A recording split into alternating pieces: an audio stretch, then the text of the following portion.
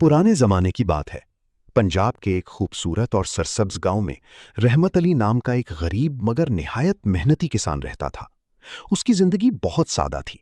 मट्टी का छोटा सा घर, चंद एकड़ जमीन, 2 बैल और एक पुरानी सी बैलगाड़ी ही उसकी कुल कायनात थी। मगर उसके बावजूद वो हमेशा खुश रहता था, क्योंकि वो मेहनत पर यकीन रखता था। रहमत अली सुबह अजान से पहले उठ जाता, नमाज अदा करता और फिर अपने खेतों की तरफ निकल जाता। वो जमीन को अपनी औलाद की तरह अजीज रखता था। वो जानता था कि कौन सी फसल किस मौसम में बेहतर होती है, कितने पानी की जरूरत है और जमीन को कब आराम देना चाहिए। इसी वजह से उसके खेत हमेशा हरे भरे रहते और उसकी फसल पूरे गांव में सबसे अच्छी समझी जाती थी। इसी गांव में सलीम नाम का एक बहुत बड़ा ताजिर भी रहता था। उसके पास दौलत की कोई कमी न थी। शहर में उसकी कई दुकानें थीं, बड़े बड़े लोगों से ताल्लुकात थे और गांव में भी उसकी बड़ी इज्जत थी। लेकिन एक खराबी उसमें बहुत ज्यादा थी। वो हर काम को आसान समझता था और दूसरों के काम में बेजा मुदाखलत करता रहता था। उसे यकीन था कि पैसे से हर चीज खरीदी जा सकती है, हत्ता कि कामयाबी भी। एक दिन सलीम अपने घोड़े पर सवार गांव के बाहर से गुजर रहा था। अचानक उसकी नजर रहमत अली के खेतों पर पड़ी। सुनहरी गंदुम हवा के साथ लहलहा रही थी और मंजर बेहद खूबसूरत लग रहा था। सलीम ने हैरानी से कहा, कमाल है, इतनी छोटी सी जमीन और ऐसी शानदार फसल। अगर मैं ये काम करूं तो शायद पूरे जिला में सबसे अच्छी फसल मेरी हो। उसने उसी वक्त फैसला कर लिया कि अब वो भी खेती बाड़ी करेगा। अगले ही दिन सलीम शहर गया और महंगे बीज, जदीद मशीनें, खादें और मुख्तलिफ किस्म की दवाएं खरीद लाया। उसने अपने नौकरों को हुक्म दिया कि फौरन जमीन तैयार की जाए। चंद ही दिनों में उसने एक बड़ा सा खेत तैयार कर लिया। गांव वाले हैरत से ये सब देखते रहे। किसी ने आहिस्ता से कहा, भाई, खेती सिर्फ पैसे से नहीं होती, इसके लिए तजर्बा भी चाहिए। मगर सलीम ने किसी की बात पर ध्यान न दिया। वो हंसते हुए बोला, तुम लोग पुराने जमाने के लोग हो, आजकल सब कुछ मशीनों से होता है।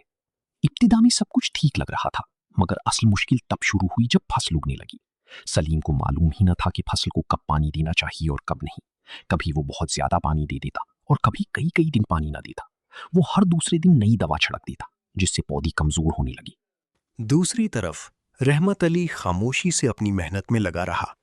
वो मौसम को देखकर फैसले करता, जमीन की नमी चेक करता और वक्त पर खाद डालता। उसकी फसल दिन ब दिन मजीद अच्छी होती जा रही थी। चंद महीनों बाद फर्क सबके सामने था। रहमत अली के खेत सुनहरी फसल से भर चुके थे, जबकि सलीम के खेत में कई जगह पौधे सूख गए थे, कहीं कीड़े लग गए थे और कहीं फसल बिल्कुल खराब हो चुकी थी। सलीम बहुत परेशान हुआ। उसने शहर से माहिरीन बुलाए, नई दवाएं मंगवाईं, मगर कुछ फायदा न हुआ। आखिरकार वो थका हारा रहमत अली के घर पहुंचा। रहमत अली उस वक्त अपने आंगन में बैठा बैलों को चारा डाल रहा था। सलीम ने शर्मिंदगी से कहा, रहमत भाई, मैंने जिंदगी में बहुत तिजारत की है, बहुत पैसा कमाया है, मगर आज मुझे एहसास हुआ कि हर काम सिर्फ दौलत से नहीं होता। मैंने तुम्हारे काम को आसान समझा, यही मेरी सबसे बड़ी गलती थी।